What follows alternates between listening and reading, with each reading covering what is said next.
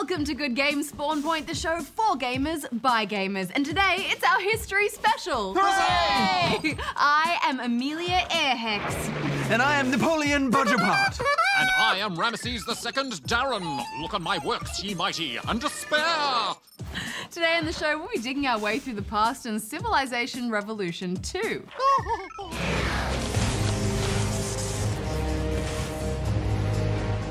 And we'll take to the skies with some vintage fighter planes in Storm Raiders. Zoom, zoom, a zoom, a zoom, zoom.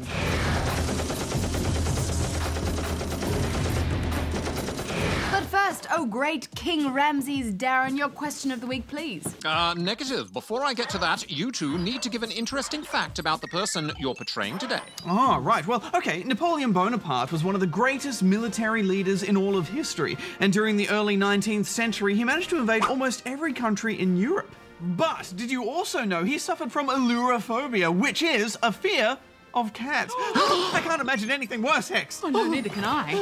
Well, Amelia Earhart was the first female aviator to fly solo across the Atlantic Ocean. But before she was a pilot, she was also a social worker, a telephone operator, and an English teacher. Interesting. Darren, why don't you hit us with a fact about Ramses II? Well, Ramesses II was regarded as one of the greatest and most influential pharaohs of ancient Egypt. He ruled for 67 years and had many wives and sired over 100 children. Whoa, that's a big family, Darren. Indeed, Hex. But now it's time for Darren's Challenge!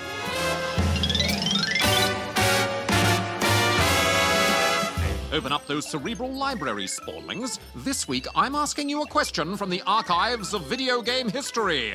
In what year was the legendary video game Pong released? Answer at the end of the show. Good question, Darren, but now it's time for the news with Goose. Oh, I wonder what he's going to be dressed as today. Thank you, my royal subjects. Greetings! My name is Alexander the Goose. Oh, no, excuse me.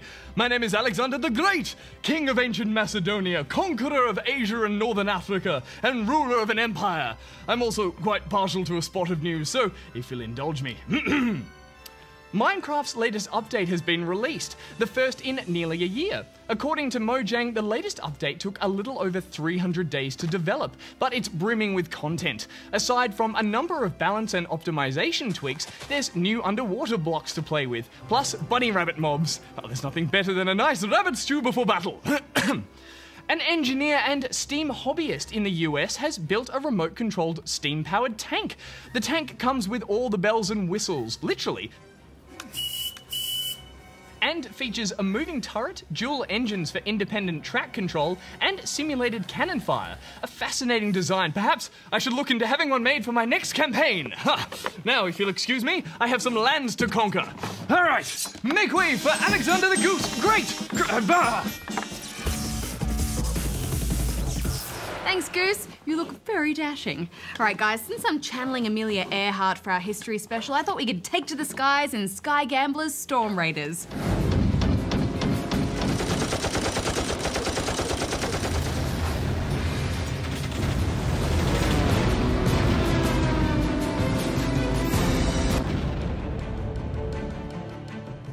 Storm Raiders is a war-themed flight simulator set in the mid-1900s. The first thing I noticed, Bajo, were the graphics. I mean, this is pretty stunning for a smartphone game. Yeah, absolutely. Your view is filled with glorious clouds, planes zipping around, and some subtle weather effects that all add to the experience. Oh, and the water effects, gorgeous. Yeah, good water effects, weren't they? You'll take to the skies in a good variety of flying machines, and the missions will take place in a range of different countries on various continents, such as Germany, England, and the Mariana Islands. Each mission briefing includes some fascinating historical facts about the upcoming battle, with added specifics about each individual aircraft. So much history information. I like that you play the missions from both sides, too. For example, on the Pearl Harbor missions, you can play from the American point of view, and then also swap sides to play as the Japanese.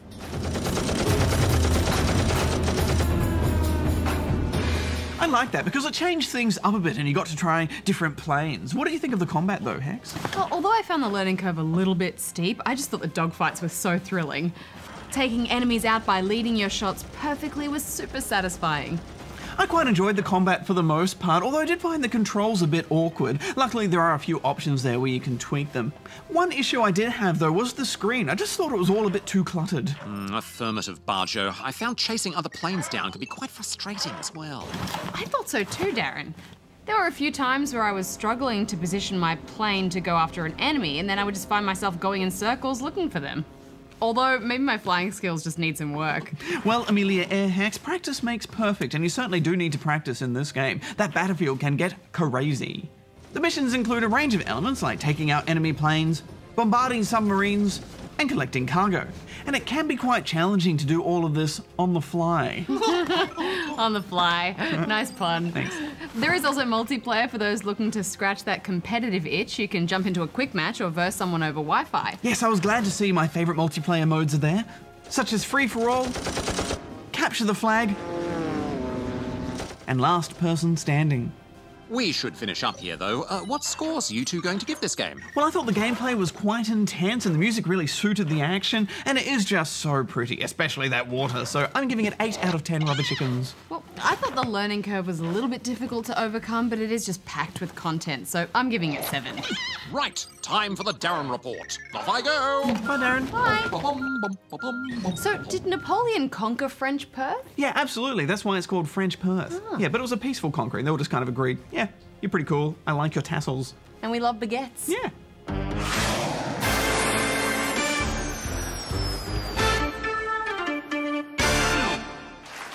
Hello, and welcome to a very special episode of the Darren Report. Oh, thank you, thank you. Today's topic is historical games.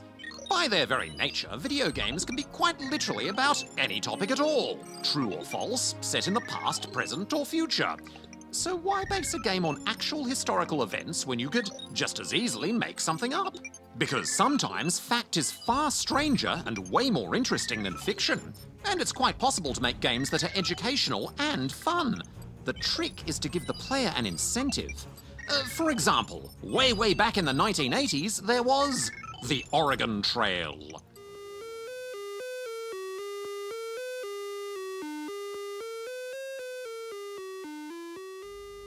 This game puts you in charge of a brave family of settlers heading west across the American wilderness in search of a new home.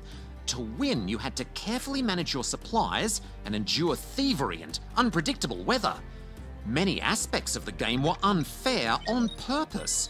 Hunting for food was just about impossible, and you were always vulnerable to misfortune and disease.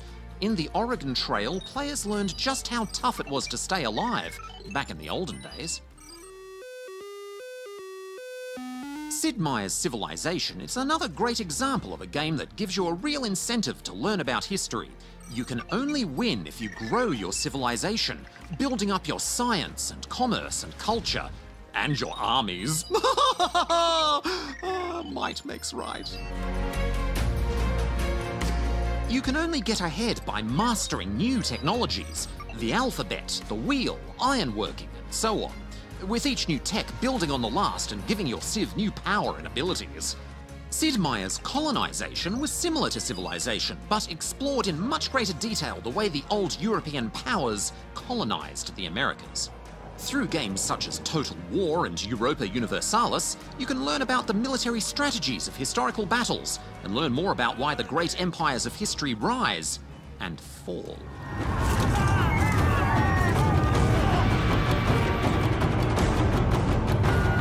Learning about history can be a lot of fun, but it's just as important as learning about maths or science, because if you don't know where you've been, how can you know where you're going? Remember, Spawnlings, if you don't learn from history, humanity is doomed to repeat it. Oh dear. And that's a wrap for the Darren Report. Back to you, Bajo and Hex. Thanks, Darren. Very informative.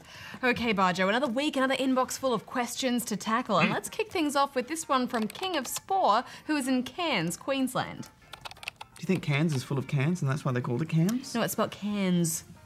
Cans. Cans. Cans. Cans. This just sounds like cans. Hi, good game. I wanted to ask and please answer. I didn't see your last episode and I wanted to see if you answered my question from last week. If not, here it is. Have you ever done a review on the game Spore? If not, please do. Thanks, King of Spore out. Heck, speaking of cans, did you know that Napoleon Bonaparte was one of the early adopters of canned food? Big supporter of it. Oh, I did not know that. Good fact. Well, Your Spory Highness, just so you know, if you ever miss an episode, you can watch every episode we've ever made on our website here. And if you just wanted to see if we answered your question, then you can just skip straight to the Ask Good Game segment. Indeed. And yes, we have done a review of Spore. Well, precisely I did a review of Spore way back in 2008 when it first came out. But that was before Spore Point ever existed. And before you started working with us, actually, Hex. Have you ever played Spore? No, I don't think I have, actually. Well, I quite liked it a lot, and from memory I gave it 9.5, which is a pretty good score. In retrospect, it's probably more of an 8, but you know, I just liked how it blended so many different types of games together, not to mention the creativity it gives you to build your creature, and of course the ability to go and explore the galaxy. It's pretty epic. Yeah, it always looked fascinating. I just never got around to playing it. Well, it had some interesting ideas. It's a cool little journey through an entire history of a civilization, watching the first most basic forms of life evolve into more advanced creatures, which form their own primitive societies and result in finally becoming an advanced spacefaring species. Yeah, I mean, it definitely is a cool way to learn about evolution. But anyway, shall we move on? Let's do it! Okay, well, next up we've got this one from Mr. Happy Man, who is in Tank World, Western Australia. Hey guys, Bajo, Hex, Goose, Aboosely, no Darren. Anyway, I was wondering all the time in the world of tanks when you get a IS Russian tank, is it possible to pen a IS-8 in the track? If no, I'm fine. Because I keep breaking tracks of the IS with the Tier 8 gun. Please help a hand do these, Bajo. Here are the heroes!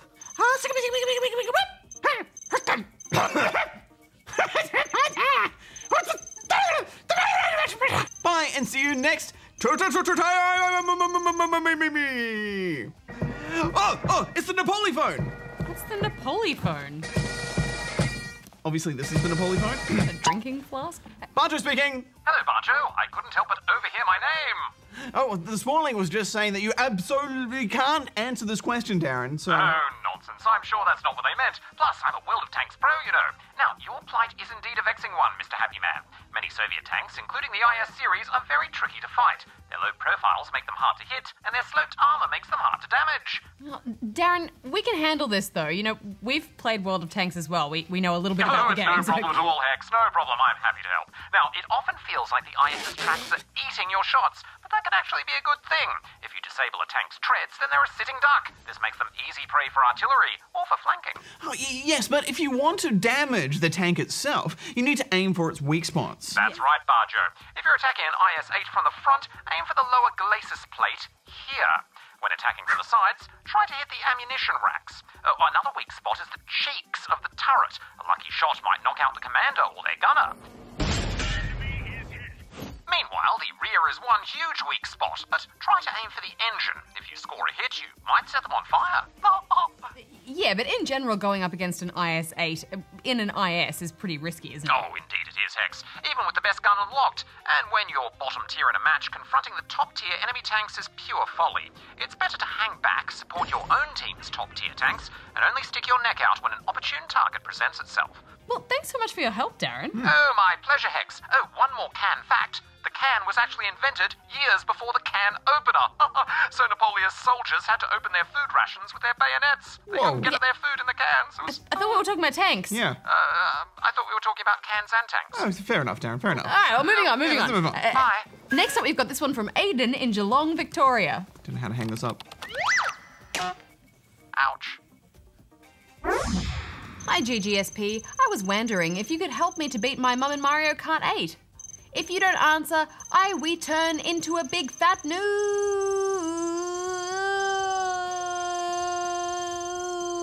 Thanks, GGSP. Well, Aiden, get out a pen and paper because we're going to give you a bit of a masterclass in Mario Kart that will hopefully give you a bit of an edge. Yes, so of course, first things first, practice, practice, practice. The more time you spend learning all the courses and getting a feel for each and every corner, the better you'll become. Every track also has specific shortcuts, so try to explore a bit and try to find as many as you can. And just remember that most shortcuts require either a mushroom or a boost to use it properly, otherwise they become long cuts. And speaking of boosts, make sure you become a pro at eking out every single possible speed boost you can.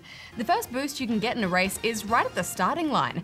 As the race is starting, time it so that you start accelerating right when the number 2 drops into the middle of the screen. Or you can keep an eye on Lakitu. When his second red light comes on and he throws the number 2 signal with his hand, punch it and you'll score the boost. But be careful, if you start accelerating too early, then you'll spin out. And if you're a bit late, you get a smaller boost. So it's better to be a bit late than a bit early, I think. Indeed. The best Mario Karters are all masters of the drift boost too. As you drift around corners, if you hold the drift long enough, you'll see blue flames under your wheels. Once you see those flames, then as soon as you let go of the accelerator, you'll get a small boost. And if you hold the drift for even longer, you eventually get orange flames, which score you a bigger boost. Then, of course, there's the slightly controversial technique known as fire hopping. Yes, basically, after you get a boost, if you do a few quick hops left or right, you can actually extend the boost a little bit. It works because the duration of a boost depends on how long your tyres are touching the track. So the more time you spend in the air, the longer the boost will last.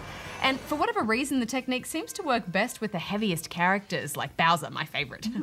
Just be careful of a few things when you try it. Firstly, if you do it once your boost has worn off, it will slow you down. And if you do it going downhill, it can slow you down too. And it doesn't work with any vehicle that has inside drifting, such as the sport bikes. Also, most people recommend only using it in time trials, since having other players and power-ups flying around can easily mess it all up.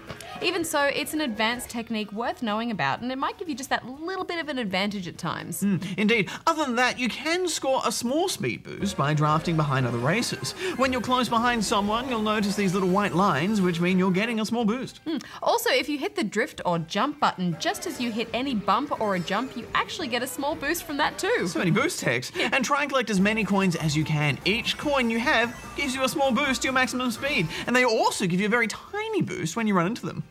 And finally, it's worth checking out some of the other players' ghost times. Try to find the best ghosts and just try to follow what they're doing, because no doubt you'll pick up some good tricks for getting around the tracks as fast as possible. Ghosts are scary. So Aiden, if you can master and combine all of those techniques, then you should be leaving your mum in the dust before you know it. Well, good luck with it, Aiden, and remember, practice makes perfect. But I think on that note, we're out of time for this week, so if you'd like to ask us something, then you can just go here and do that. Shall we drift back to the studio? Yeah.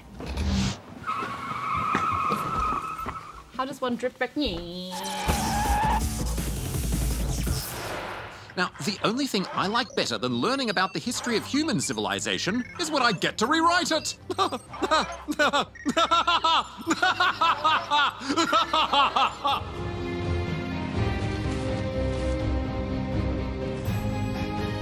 When it comes to global strategy games, the Civilization series is the first one we always think of. Yes, it's one of those series of games where you can just get lost for days, slowly conquering the world turn by turn. Civilization Revolution 2 is the sequel to the 2008 game, but now it's been remade for iOS and soon for Android portable devices. Your job remains the same, however, to be the best world leader you can be at any cost. Yes, and I can't think of a better way to do that than on the go. The first thing you do in this game is pick a world leader, so naturally I went for Napoleon. Basically, how it works is each round you make choices about what your leader should be doing. You might want to start constructing some buildings to grow your cities and make them more productive, or build settlers and go conquer new lands. Or invest in a world wonder and raise the cultural level of your empire. Or maybe you just want to build an army of tanks and roll out! Taste my steel! At the end of each turn, you wait and see what your enemies or frenemies get up to, and then you do it all again. Even though this Revolution series is a bit simpler compared to the other Civ games, I still enjoyed the freedom it gives you. Yeah, me too. And it's good that winning isn't just about destroying your enemy, because that would be tedious. For example, you can also win the game just by having a highly cultured society. I would have liked to have seen some more diplomatic options, however. I found it hard to team up and plot with other nations and world leaders. However, there are a few different modes to try out. For example, live events, which have newly crafted challenges, like trying to liberate America from British rule, pop up from time to time. It's best to start with the tutorial, but it's far too limited in my opinion, especially for newcomers. Yeah, I don't think anyone new to the series would be able to grasp the depth of this game from what little there is in that tutorial. Well, you can go ahead and read the Civilopedia, which has lots of facts and information about everything in the game. There's also some fun historical facts.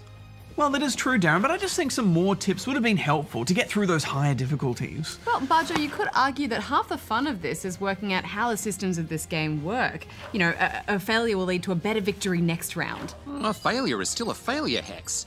There are some interesting systems at play in this game. For example, as a unit racks up more battle wins, the easier it can rank up and obtain perks.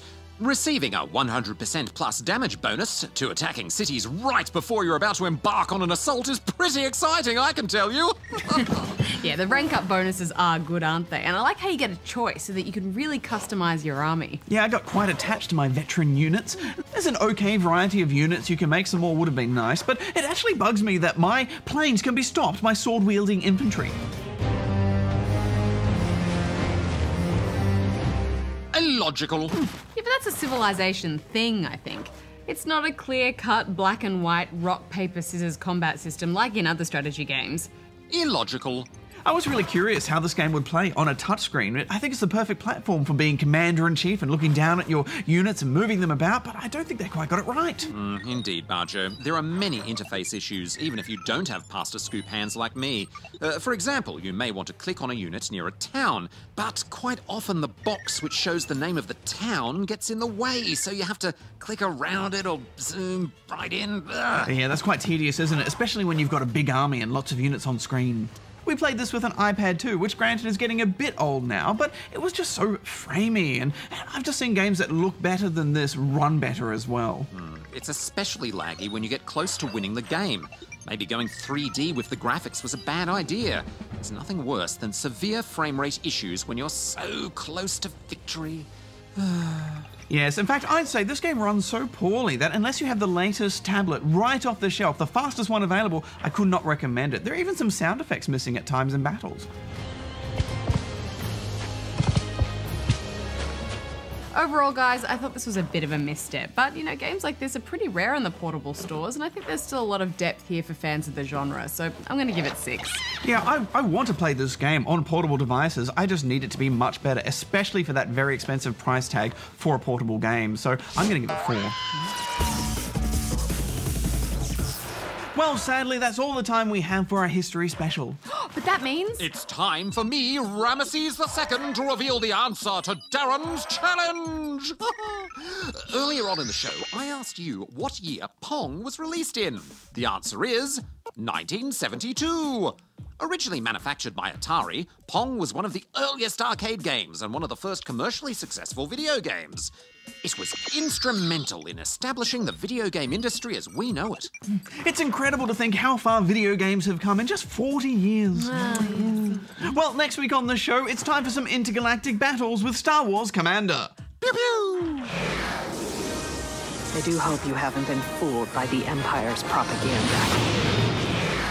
Well, guys, je sais la proclaim for Bajo's here. That's French for until next time, Bajo out. I'm not sure that actually was French, Bajo, but good effort. Until next time, Hex out.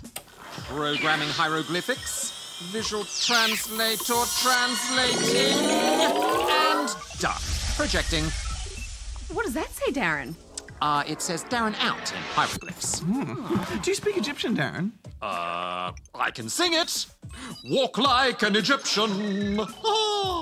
All the old paintings on the tombs, they do the sun dance, don't you know? If they move too quick, oh, way, oh, they're falling down on it like a domino. So close, sorry.